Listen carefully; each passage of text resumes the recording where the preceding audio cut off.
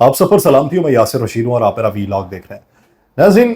کل کی ایک تصویر آنے کے بعد وہ جس طریقے سے منظر عام پہ آئے ہیں کہ لوگوں نے وہ سکرینوں کے آگے بکرے گھما کے صدقے دیے ہیں، اور پاکستان کے طول و عرض میں صدقوں کی اب بات چل رہی ہے کہ ایک دیدار کے اوپر صدقے دیے گئے۔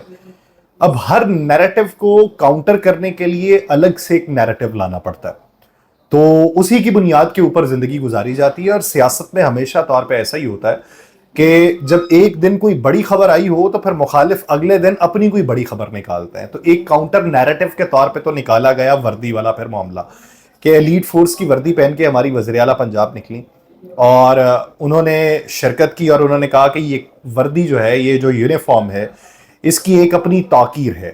تو لیکن وہ معاملہ بھی بہت زیادہ نہیں چلا، اس پہ اگر ہائپ ملی بھی تو وہ تنقیدی طور پہ ہی ملی، مثبت طور پہ نہیں ملی۔ تو اب دوسری طرف اگر دیکھا جائے تو اس کے کاؤنٹر نیریٹو کے طور پہ خبریں کیا رپورٹ ہوئی۔ اڈیالہ جیل میں 190 ملین پاؤنڈ کیس کی سماعت کے دوران عمران خان کی اہلیہ بشریٰ بی بی شدید غصے میں دکھائی دی۔ رپورٹ کیا جاتا ہے کہ بانی پی ٹی آئی بھی کمرہ عدالت میں پریشان نظر آئے۔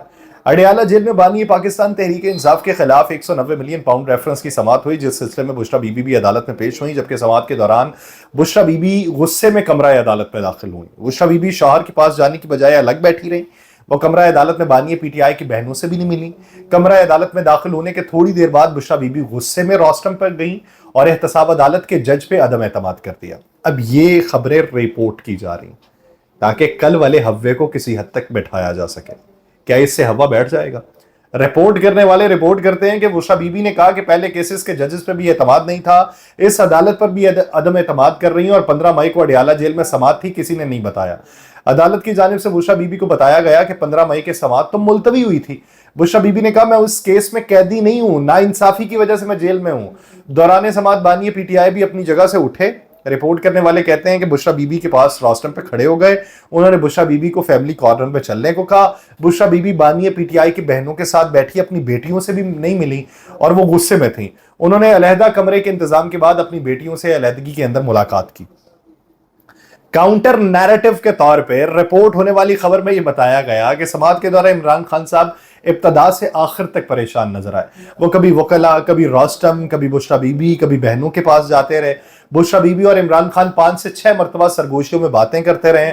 وکلا اور بانی پی ٹی آئی نے عدالت سے بشریٰ بی بی کو قائل کرنے کے لیے 3 مرتبہ کہا جاتا ہے کہ وقت مانگا ہے، اور عدالت نے وکلا اور بانی پی ٹی آئی کی درخواست پر سماعت میں 3 بار وقفہ کیا، اور پھر عمران خان صاحب، ان کے وکلا اور بشریٰ بی بی کی طویل مشاورت کے بعد عدم اعتماد کو واپس لے لیا گیا۔ وکلا نے سماعت جو ہے وہ 15 دن بعد کرنے اور گزشتہ روز عدالتی نوٹسز پہ عدالت میں درخواست جمع کرائی، جبکہ 190 ملین پاؤنڈ ریفرنس کی سماعت میں آج کسی گواہ کا بیان ریکارڈ نہیں ہوا۔ بعد میں عدالت نے کیس کی سماعت جو ہے وہ 22 مئی تک ملتوی کر دی۔ اب یہ کاؤنٹر نیریٹو کے طور پہ ایک نیوز آئی، کیا یہ ان لوگوں کے لیے بہت حوصلہ شکنی والی ہوگی جو کل صدقے دیتے رہیں؟ قطعی طور پہ نہیں ہوگی۔ تو ہم کاؤنٹر نیریٹو کے طور پہ اقدامات نہیں اٹھاتے، ہم کوئی اقدام اٹھائیں اور اس سے پتا چلے کہ یہ کاؤنٹر نیریٹو تھا، وہ دوسرا جھاگ کی طرح خود ہی بیٹھ جائے گا، اس کا نیریٹو ویسے ہی مر جائے گا، بیانیے کو تقویت ہی نہیں ملے گی۔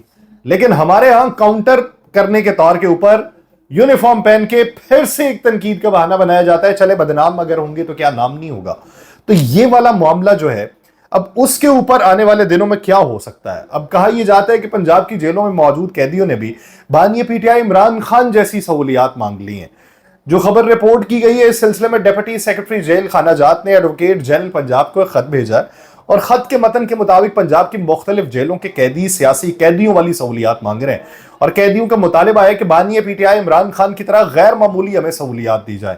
اور خط میں یہ مزید بتایا گیا کہ بانی P T I Imran Khan کو ملنے والی سہولیات جو ہیں وہ پریزن رولز 1978 کی کھلم کھلا خلاف ورزی۔ اب یہ جو خلاف ورزی ہے، یہ کیا قیدی نے آ کے بتایا ہوگا کہ پریزن رولز 1978 کی یہ کھلم کھلا خلاف ورزی ہو رہی ہے، ہمیں بتایا، ہمیں یہ سہولیات دی جائیں یا ان سے واپس لی جائیں؟ اب ایک کرمنل پروسیجر کا قیدی ہے، یعنی فوجداری مقدمے کا وہ قیدی ہے، وہ سیاسی شخصیت والی سہولیات کو کیسے مانگ سکتا ہے؟ قطعی طور پہ نہیں مانگ سکتا۔ کون دیوانہ ہے کہ جو اٹھے گا اور کہے گا جی کہ مجھے اس جیسی سہولیات دیں؟ یعنی یہ ساری سہولیات آپ کو اب غلط لگتی ہیں۔ جب دیگر افراد پابند سلاسل تھے جن میں پی ڈی ایم کے لوگ تھے تو ہوٹلز کو ہی ان کی سب جیل قرار دیا گیا تھا، ٹی وی لگا کے دیے گئے، اے سی لگا کے دیے گئے، فریج لگا کے دی گئی، وہاں پہ دو دو افراد متعین کی گئے، اس وقت کسی قیدی نے نہیں اٹھ کے بات کی، تو یہ کاؤنٹر نیریٹو یہ بھی فضول تھا۔ دوسری طرف سپریم کورٹ آف پاکستان نے فیصل واوڈا صاحب اور مصطفیٰ کمال صاحب کو ذاتی حیثیت میں طلب کر لیا۔ چیف جسٹس پاکستان قاضی فائز عیسیٰ کی سربراہی میں 3 رکنی بینچ فیصل واوڈا کی پریس کانفرنس پہ از خود نوٹس کی سماعت ہوئی، جس دوران چیف جسٹس نے پریس کانفرنس کی تفصیلات طلب کی۔ دوران سماعت ایڈیشنل اٹارنی جنرل عامر رحمان سپریم کورٹ میں پیش ہوئے۔ چیف جسٹس نے ان سے سوال کیا کہ کیا آپ نے پریس کانفرنس سنی ہے؟ کیا پریس کانفرنس توہین آمیز ہے؟ ایڈیشنل اٹارنی جنرل نے بتایا کہ جو میں نے سنی ہے اس میں الفاظ میوٹ تھے، یعنی کسی ٹی وی چینل پہ چلی ہوں گی تو الفاظ میوٹ تھے۔ چیف جسٹس نے کہا کہ میرے خلاف اس سے زیادہ گفتگو ہوئی ہے لیکن نظر انداز کر دیا۔ نظر انداز کرنے کا فائدہ اٹھاتے ہوئے سوچا کہ ہم بھی تقریر کر لیں، اگر برا کیا ہے تو نام لے کر کہیں، ادارے کو نشانہ بنانے کی اجازت نہیں دیں گے، ادارے عوام کے ہوتے ہیں، اداروں کو بدنام کرنا ملک کی خدمت نہیں ہے۔ آزادی اظہار اور توہین عدالت سے متعلق آئین و قانون کو پڑھیں۔ جسٹس قاضی فائز عیسیٰ صاحب نے کہا کہ پریس کلب جا کر کانفرنس کی، آپ پارلیمنٹ میں بات کر سکتے تھے، ایسا لگتا ہے جیسے کسی خاص مقصد کے تحت یہ کیا گیا۔ ایک کے بعد ایک پریس کانفرنس ہوئی، اس کے بعد مصطفیٰ کمال بھی بولے، ذوالفقار علی بھٹو کیس کا حوالہ دیا گیا۔ ذوالفقار علی بھٹو کیس میں ہم نے اپنی اصلاح کی ہے، آپ بھی تو کچھ کریں، اگر اصلاح کا طریقہ کار ہے تو رجسٹرار یا مجھے لکھ کر دیں، ہم بہتری لائیں گے۔ یہ نہیں ہو سکتا کہ آپ ادارے کے خلاف چڑھ دوڑیں، اس سے عدلیہ پر اعتماد ختم ہوگا۔ چیف جسٹس نے کہا کہ کسی شخص پر تنقید کی جا سکتی ہے لیکن بحیثیت ادارہ ایسے رویے کی اجازت نہیں دی جائے گی۔ یعنی وہ یہ جس طرح انہوں نے بات کر دی فیصل واوڈا صاحب نے بعد میں کہ میں نے کسی شخصیت پہ بات نہیں کی، میں نے کہا کسی نام لے کے بات نہیں کی، میں نے کلی طور پہ بات کی۔ وہ کہتے ہیں جی کلی طور پہ بات کریں گے تو غلط ہوگا، نام لے کے بات کریں تاکہ اس کا پھر احتساب کیا جا سکے۔ انہوں نے کہا کہ مارشل لا توثیق کرنے والوں کا کبھی دفاع نہیں کروں گا۔ چیف جسٹس نے کہا اگر میں نے کچھ غلط کیا ہے تو اس کی سزا دیگر ججز کو نہیں دی جا سکتی۔ بندوق اٹھانے والا سب سے کمزور ہوتا ہے کیونکہ اس کے پاس کہنے کو کچھ نہیں ہوتا، دوسرے درجے کا کمزور گالی دینے والا ہوتا ہے۔ مہذب معاشروں میں کوئی ایسی بات نہیں کرتا، اس لیے وہاں توہین عدالت کے نوٹس نہیں ہوتے۔ چیخو پکار اور ڈرامے کرنے کی کیا ضرورت ہے، تعمیری تنقید ضرور کریں۔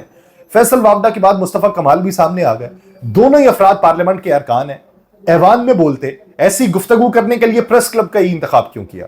عدالت نے فیصل واوڈا اور مصطفیٰ کمال کو توہین عدالت کا شو کاز نوٹس جاری کرتے ہوئے ذاتی حیثیت پر طلب کر لیا، اور عدالت نے یہ کہا ہے کہ 2 ہفتے میں وضاحت دیں کیوں نہ ان کے خلاف توہین عدالت کی کارروائی کی جائے، جبکہ عدالت نے مزید سماعت جو ہے وہ 5 جون تک ملتوی کر دی ہے۔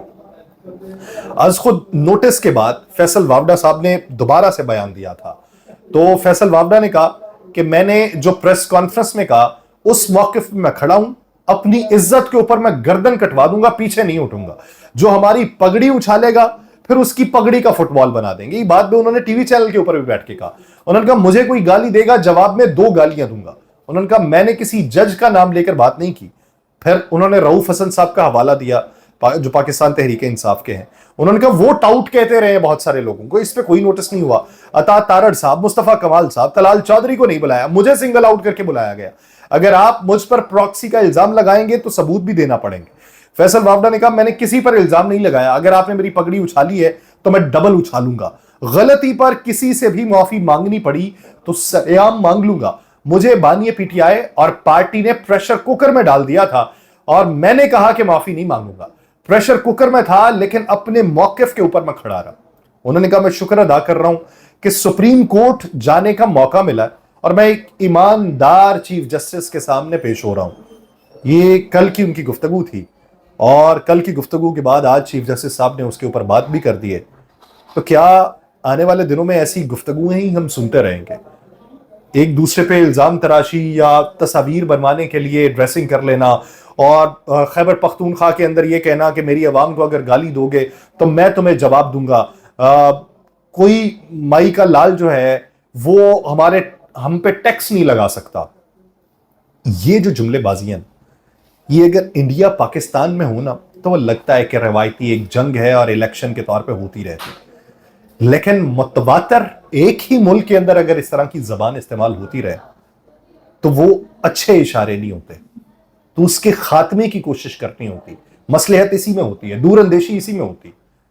اس کی کوئی کوشش کر لیں تاکہ ہمارے لیے کوئی سکون پیدا ہو سکے. مجھے دیجیے اجازت. اللہ نگہبان.